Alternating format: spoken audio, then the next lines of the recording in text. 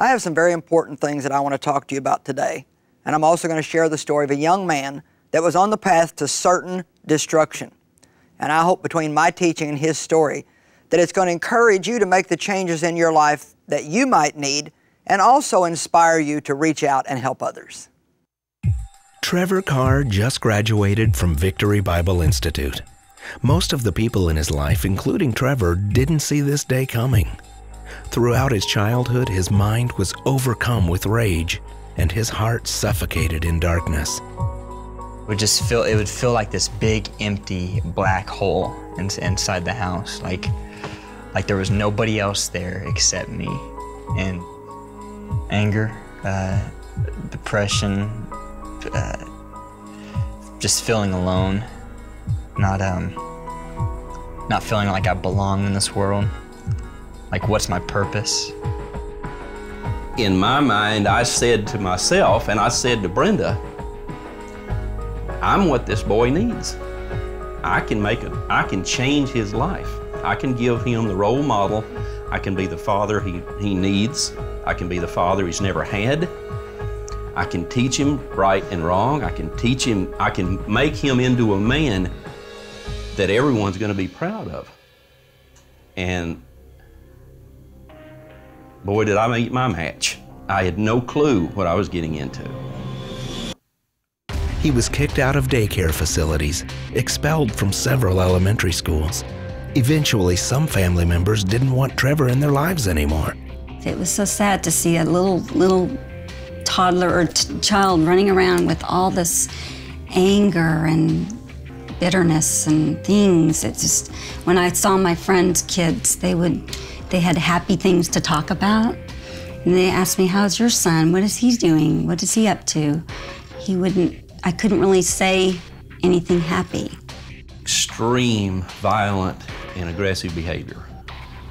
He would bite his own self just almost to the point of drawing blood. It progressed to him getting knives and coming after me, trying to stab me with a knife. And I'm talking, he was still very young. He set booby traps in the house, like trip wires where when your ankle crossed it when you walk across, some sort of a projectile, whether it be a knife or needles or something come across it, like face level or something. This is just all progressed and kept getting worse and worse and worse. We went to a lot of different types of clinics, psychologists. We went to church groups, church psychologist groups. Every single one of them says to us as a family, or to me and my wife, you've come to the right place. We've seen this before, we can help you. He's mentally ill, he's got bipolar, schizophrenia, autism, explosive disorder, ADD, ADHD, depressive disorder. I mean, you name it, they labeled me. And the longest one we probably ever went to was 1.5 months to 2 months. And virtually every single counselor, it was almost like a recording. They would call me and my wife in without Trevor. And every one of these counselors would look at us with tears running down their face. And they would say, my God, I feel so sorry for you and your wife. I was wrong. I can't help you. You're going to have to take him away. I don't want to see him anymore. We can't help you. We will pray for you and your wife. And may God help you for having to live with this. And I'll never forget any of those things. It was so hard. And we didn't know what to do. I almost didn't feel all this was real. When everyone told us no, there's no answer, I really didn't know what to do. I felt like a failure as a mother. I didn't think that I was doing the right thing as a mother. Teachers, principals, my family even, everybody in my world was telling me to just give up. He spent time in mental facilities before the age of 12. He stayed at a Christian boys' home until they felt he was too dangerous to himself and others. A well-known child psychologist tried to help him, but eventually he too gave up. He finally called us in one day And he told us, look, I've never seen anybody like this. This kid has the mind of Hitler. And he said, you and your wife, you need to give him up to the state. He said, you and your wife can never handle him. You and your wife will never be able to raise him. You and your wife will never be able to make him fit into society. And this guy looked us in the eye and said, this kid will one day be a mass murderer and he'll be in prison for the rest of his life. And he said, if you don't get him out of your house, he's going to kill you and your wife. And he said, you need to give him up to the state. You need to wash your hands of him, and you need to just give him up. Well, obviously, Trevor's story is extremely serious, and it looks at this point like there's some real potential danger. All the people that were supposed to be trying to help him, all the professionals, finally said there is no help for him. Give him up to the state, lock him up. He's going to be a mess all of his life. But you know what? Somebody was praying, and God was hearing. Remember, everybody told him that they just should give up. If anger and confusion best describes Trevor Carr's early childhood, desolation and despondency characterize his teenage years. I had no direction. I was just drifting. I was just existing. You know, doing the social thing, the cool thing, doing drugs, doing alcohol, going to clubs, you know, hooking up with girls. I would drink at least 12-pack of beer a night, hard liquor, weed, painkillers, muscle relaxers, sleeping pills. I'd mix all those together with the alcohol, with the weed. We're not sleeping at night. Trevor roams at nighttime, Trevor's roaming the halls. We can hear him. He doesn't sleep either.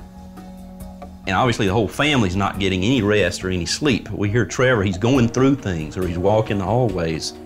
After being told numerous times there's no way to help Trevor, his mother began reaching out to God for her son's deliverance.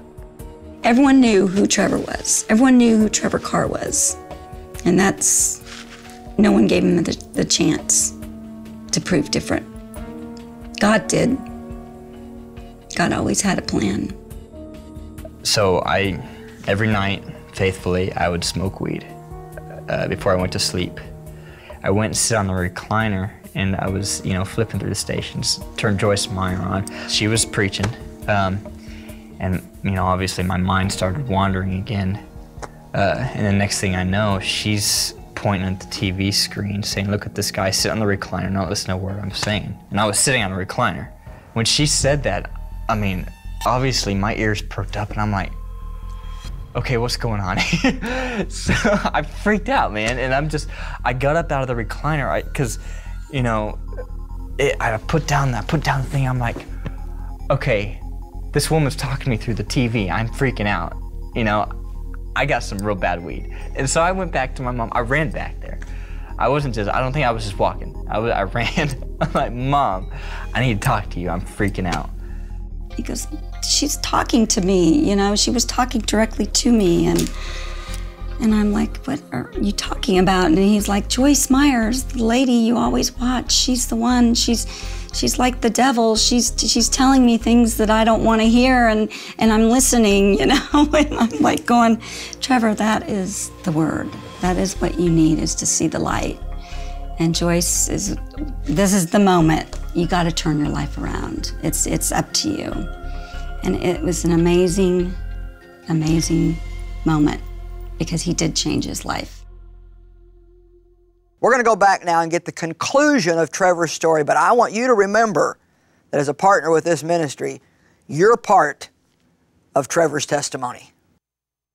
Trevor Carr's journey from perdition and torment to redemption and recovery led to Victory Bible Institute. He graduated with his diploma in practical ministries and plans to show individuals who think the way he used to think that life is a gift and knowing Jesus gives you the ability to enjoy it. From the way things were, it's not even the same person. He's learned the difference between right and wrong now. And he's young enough to where the world's open to him for whatever he can make the choice he wants to do now. There's so much he's gonna give this world. He's gonna reach out and touch people's heart. And that's what I see. And that's how it is. The past is over. That was icky. And now, look at him. He is walking the walk. And I am so grateful for this. I have the authority to do this because this is my life. This is not the devil's life. This is my life, and I'm going to give my life to Christ. I'm going to give my life, and you do what you want with it, God. You will show me the path of life. In your presence is fullness of joy. For years, Trevor felt like he was isolated and trapped. Today, he's assured that he's on the path of life and fully understands that he'll never be alone. You know, the biggest deception, the biggest lie I think that could get thrown at is I'm the only one that goes through this. Nobody else except me is going through this. Well, guess what? That's not true. There is hope. God gives us hope.